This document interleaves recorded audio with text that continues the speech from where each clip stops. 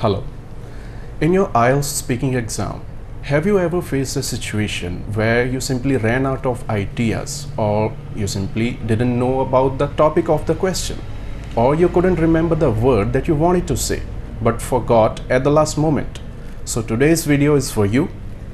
Hi, I'm Ishan Kumar from Target 9, and today I will discuss some of those tricky situations where you are forced to take long pauses and some of the possible solutions that you can adopt to increase your speaking scope. आज की video में हम बात करते हैं कुछ situations के बारे में जो आप में से कईयों ने फेस की होंगी। क्या आपके साथ कभी ऐसा हुआ है कि आपको कोई क्वेश्चन पूछा जाए बट उस सिचुएशन के बारे में कभी आपने सोचा ही नहीं या आपके साथ वैसा कभी हुआ ही नहीं? For example, have you ever been to any island?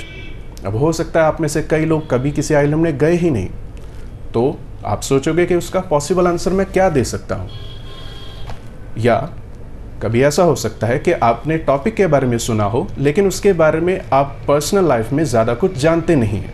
For example, do Indian people like barbecues?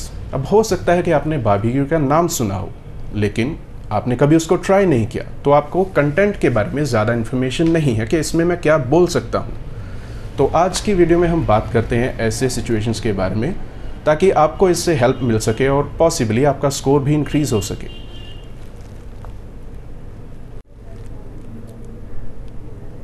So let's talk about the first situation. हो सकता है जो क्वेश्चन आपको पूछा जा रहा हो उसके बारे में पर्सनली आप ज़्यादा जानते नहीं हैं। For example, have you been to any island yet?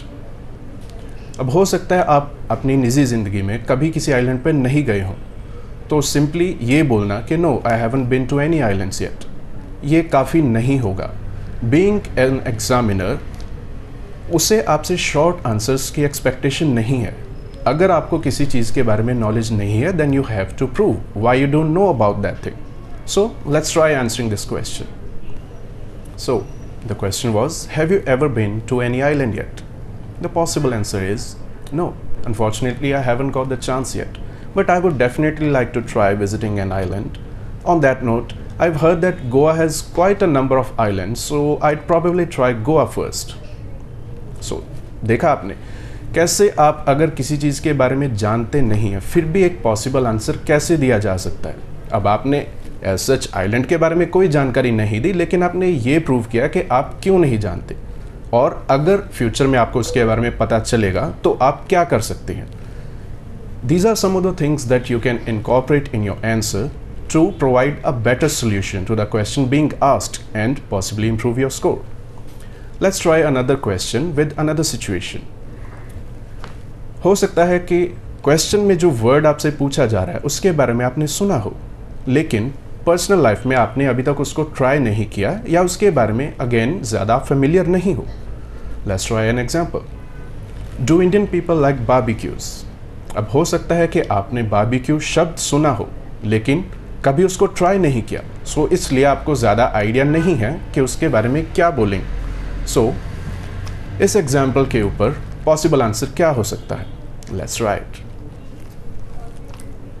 No, I am not well versed with the word barbecue as I have never come across this word before, but after returning home I will definitely search it on Google to make myself familiar with the word and gain some insight about this topic. So देखा आपने, question के बारे में ना जानते हुए भी आप एक पॉसिबल आंसर कैसे दे सकते हो। आप एग्जामिनर को ये बता सकते हो कि अगर आप उसके बारे में नहीं भी जानते तो आगे आप क्या करोगे, क्योंकि आपके स्पीकिंग सेशन का पर्पस सिर्फ ये चेक करना नहीं होता कि आप क्वेश्चन का आंसर क्या देते हो, बट इन जनरल आप बात कैसे करते हो। That's the main purpose of your session. So I hope this session would have helped you. Now, let's move on to another situation.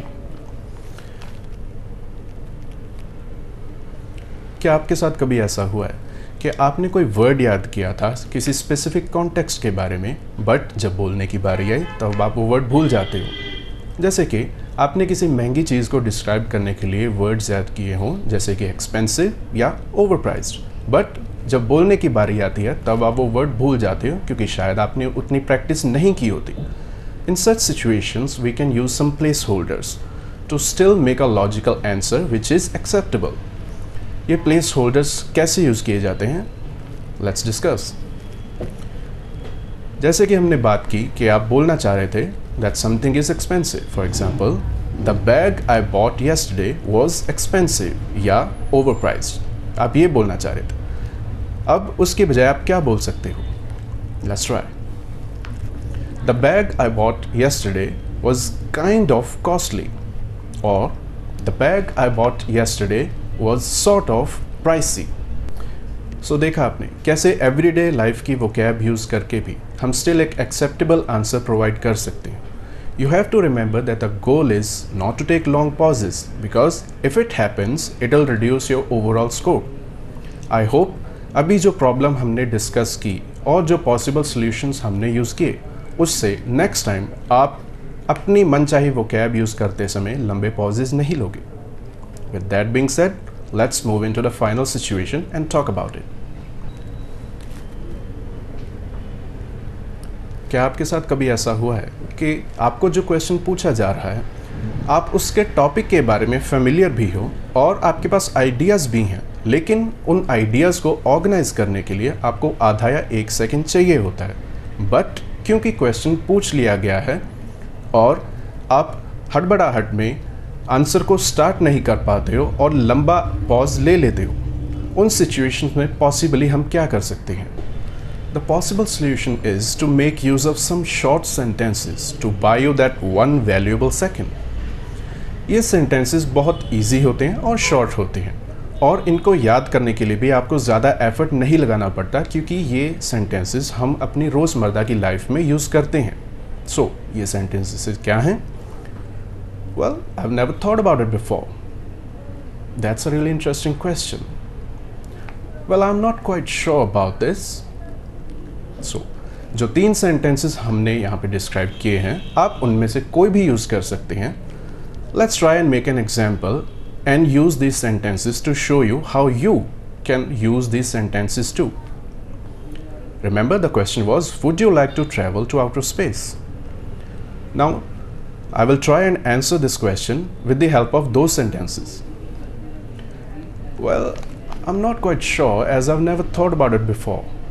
But I've heard that outer space is a mystery in itself, and I've heard that Earth looks quite beautiful from the outer space. So that is something that I would definitely like to try. So देखा आपने, चाहे आपको उसके बारे में idea भी हो कि क्वेश्चन का पॉसिबल आंसर आप क्या देना चाहते हैं।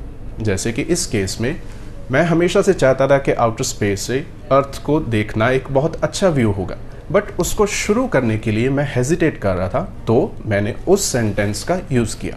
You can do it to.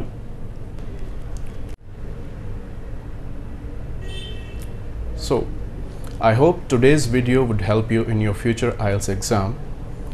If you liked the content of our video, please make sure to drop a like and comment. And if you have any problem that you would like us to make a video about, please make sure to post that in comment section too. This is Ishank signing off from Target 9.